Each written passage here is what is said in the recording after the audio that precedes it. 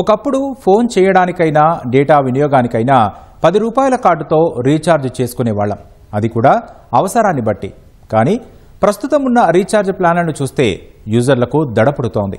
వివిధ రకాల సేవలకు సెల్ ఫోన్ నిలవు కావడంతో ఎంత ఖర్చైనా రీఛార్జ్ చేసుకోవడం తప్పనిసరైంది. కానీ ఆర్థిక స్తోమతకు మించిన భారం యూజర్లపై పడుతోందనేది వాస్తవం.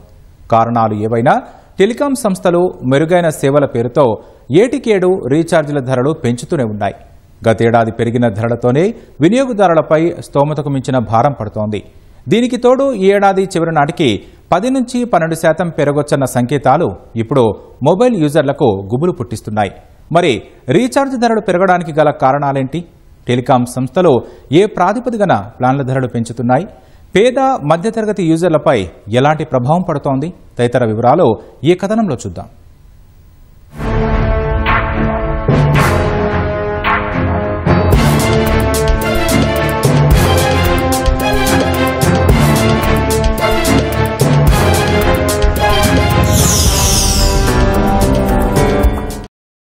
ప్రస్తుతం మన రోజువారీ జీవితాల్లో మొబైల్ ఒక భాగం. ఇంకా చెప్పాలంటే నిత్యవసరం. ఒక పూట తిండి లేకుండా ఉంటారేమో కానీ చేతిలో చరవాణి లేకుండా ఉండలేని పరిస్థితి. కాలక్షేపంతో పాటు వివిధ రకాల సేవలు సద్వినియోగం చేసుకునేందుకు సెల్ ఫోనే ఆధారం.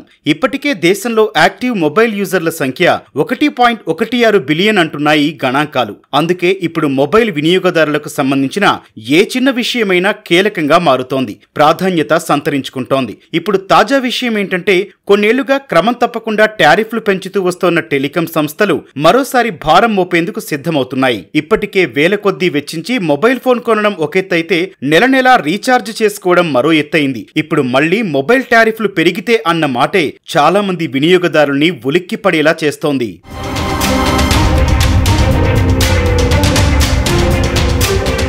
ఇప్పటికే యావరేజ్ రెవెన్యూ పర్ యూజర్ ARPUలు పెంచుకోవడం, ఆదాయ స్థిరీకరణ పేరుతో టెలికాం సంస్థలు ఛార్జీలు వడ్డిస్తూ వస్తున్నాయి. ఒక్కో యూజర్ పై వచ్చే ఆదాయం సుమారు 300 రూపాయలకు పైగా ఉండాలనే ఉద్దేశంతో ప్రముఖ టెలికాం కంపెనీలు గతేడాది దాదాపు 10 నుంచి 20% పైగా టారిఫ్లను పెంచాయి. ఫలితంగానే ఒకప్పుడు 3 నెలలకు 399గా ఉండే ప్లాన్లు ఇప్పుడు దాదాపు 800 నుంచి 1000 రూపాయల వరకు చేరాయి. నెలవారీ ప్లాన్లు కూడా ఇదే స్థాయిలో మారాయి. నెలకు 199 నుంచి 300 రూపాయల వరకు పెట్టాల్సి వస్తోంది. 2025 చివరి నాటికి రీఛార్జ్ ప్లాన్లు పెరగొచ్చని పలు టెలికాం నివేదికలు చెబుతున్నాయి. దేశంలోని ప్రముఖ కంపెనీలైన జియో, ఎయిర్టెల్ 10 నుంచి 12% టారిఫ్లను పెంచాలని భావిస్తున్నట్లు ఆర్థిక సేవల సంస్థ బ్రోకరేజీ జెఫ్రీస్ అంచనా వేసింది.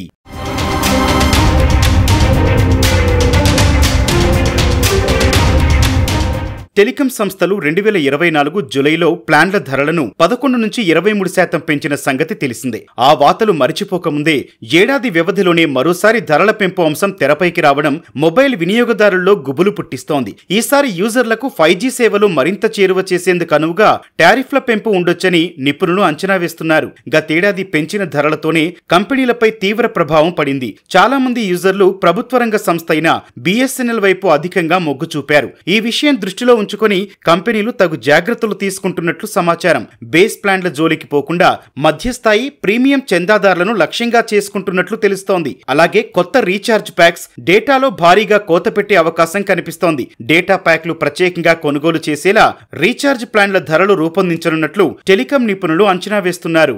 జూలై 2024లో కూడా ఈ టారిఫ్ ఇంక్రీజ్ అయింది.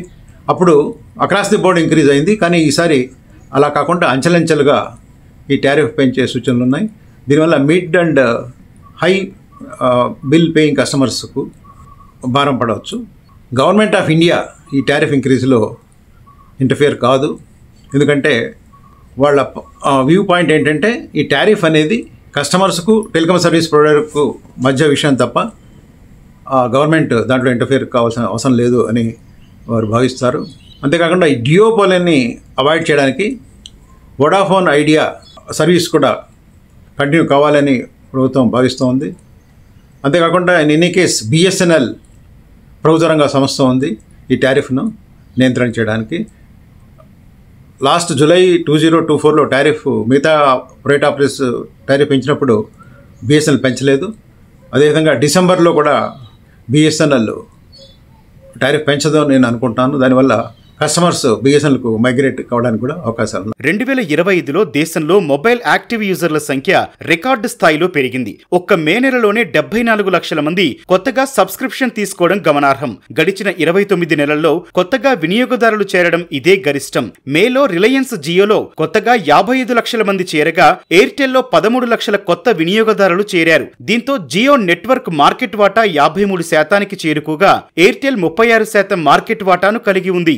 పెరిగిన యూజర్ల సంఖ్యను దృష్టిలో ఉంచుకొని వారికి మెరుగైన సేవలతో పాటు 5G నెట్వర్క్ మెరుగుదలకు రీఛార్జీల పెంపు దిశగా టెల్కోలు ఆలోచిస్తున్నారన్న మాట వ్యాపార వర్గాల్లో బలంగా వినిపిస్తోంది. క్రమంగా మార్కెట్లో పోటీ తగ్గి కొన్ని సంస్థలే మిగలడం కూడా టారిఫ్ల పెంపునకు కారణమన్న అభిప్రాయాలున్నాయి. వొడాఫోన్ ఐడియాకు యూజర్లు తగ్గడం వల్ల ధరలు పెంచేందుకు అనుకూల వాతావరణం ఏర్పడిందని టెలికాం ఇండస్ట్రీ ఎగ్జిక్యూటివ్స్, మార్కెట్ విశ్లేషకులు చెబుతున్నారు.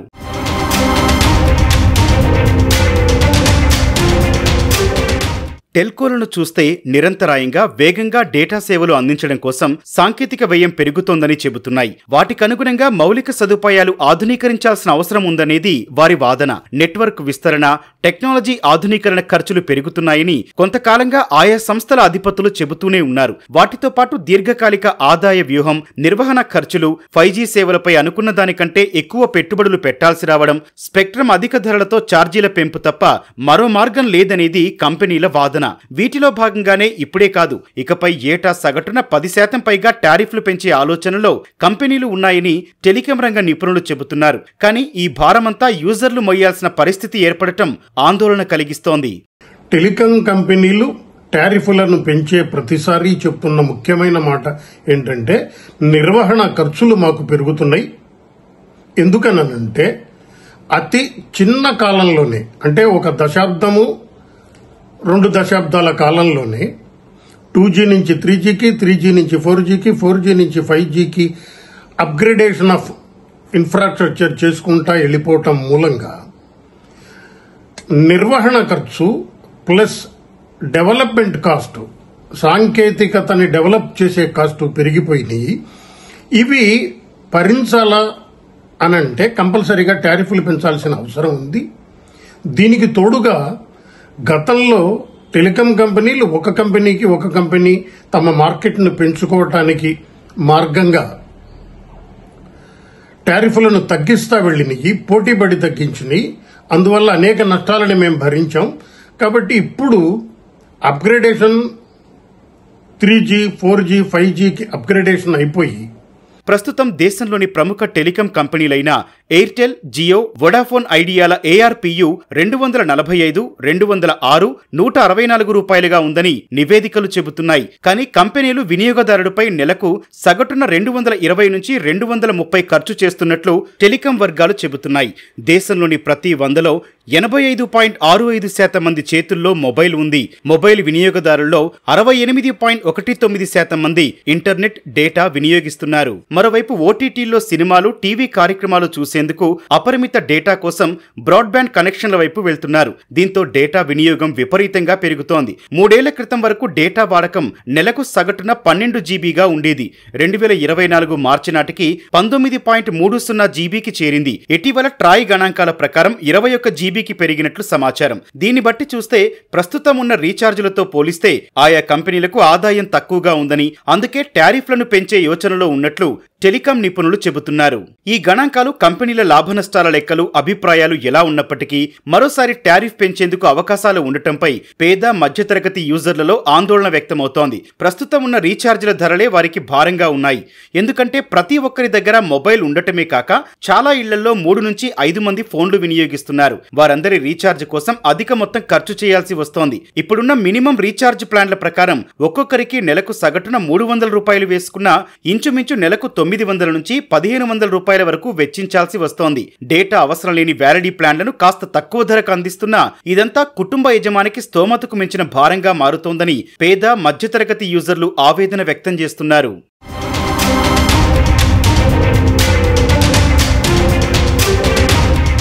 టెలికాం సంస్థలు వినియోగదారుల కోసం అనేక రీఛార్జ్ ప్లాన్లను అందుబాటులో ఉంచాయి. వాటిలో 28 రోజులకు గాను సగటున 299కి పైగానే వసూలు చేస్తున్నాయి. వాటిలో ఎక్కువ మంది అన్లిమిటెడ్ కాల్ సంబంధించిన ప్లాన్లను యాక్టివేట్ చేసుకుంటున్నారు. దాంతో పాటు 3 నెలలు, ఏడాది ప్లాన్లపై చాలా మంది యూజర్లు ఆసక్తి చూపిస్తున్నారు. ఇక్కడ గమనించాల్సిన విషయం ఏంటంటే క్యాలెండర్ ప్రకారం ఫిబ్రవరి మినహా నెల అంటే 30 లేదా 31 రోజులు, ఏడాదికి 12 నెలలు. కానీ టెలికాం సంస్థల క్యాలెండర్లో ఈ లెక్కలు వేరేనే. వారి లెక్కల్లో నెల అంటే 28 రోజులే. అందుకే నెలకు రీఛార్జ్ ప్లాన్ అంటే 28 రోజుల వ్యాలిడిటీ. ఫలితంగా క్యాలెండర్లో 12 నెలల ఏడాదికి, మొబైల్ రంగంలో మాత్రం 13 నెలలకు రీఛార్జ్ చేసుకోక తప్పడం లేదు. అంటే మరో 300 రూపాయల అదనపు ఖర్చు. ఇంతకు మించి ధరలు పెరిగితే వారి స్థోమతకు మించిన భారమే అవుతుందని నిపుణులు అభిప్రాయపడుతున్నారు.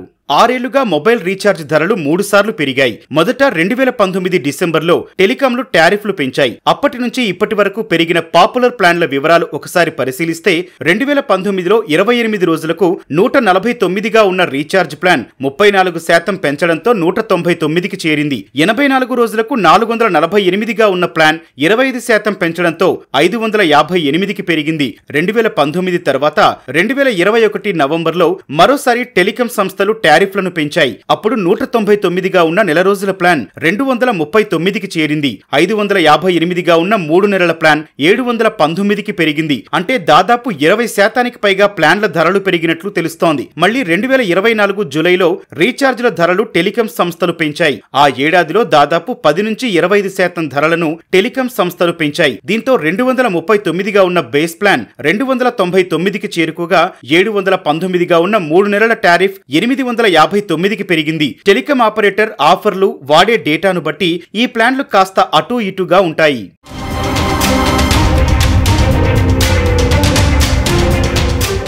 ఈ గణాంకాలను బట్టి చూస్తే 149గా ఉన్న బేస్ ప్లాన్ 299కి పెరిగింది. అంటే 6 ఏళ్లలో 150 రూపాయలు పెరిగిందన్నమాట. తక్కువ వ్యవధిలోనే ఇంత మొత్తం పెరగడాన్ని యూజర్లు గమనిస్తే విస్మయానికి గురి కావాల్సిందే. ఇక మరోసారి రీఛార్జీలు పెరుగుతాయని ఊహిస్తేనే యూజర్లకు భయం కలుగుతోంది. నెట్వర్క్ కంపెనీలు టారిఫ్లు పెంచడానికి ప్రభుత్వ రంగ సంస్థ telecom regulatory authority of India Troy మార్గదర్శకాలు తప్పనిసరి.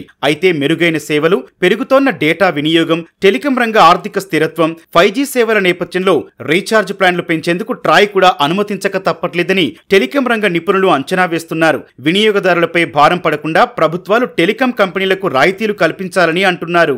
ఏదేమైనప్పటికీ కాయిన్ కు 2 వైపులు ఉన్నట్లు వినియోగదారుడికి మెరుగైన టెలికాం సేవలతో పాటు అధిక రీఛార్జ్ల ధరలను మోయాల్సిన పరిస్థితి ఏర్పడిందనేది వాస్తవం. దీనిపై ప్రభుత్వాలు దృష్టి సారించి పేద, మధ్యతరగతి యూజర్లపై భారం తగ్గించాల్సిన మార్గాలు కూడా చూడాలని టెలికాం రంగ నిపుణులు సూచిస్తున్నారు.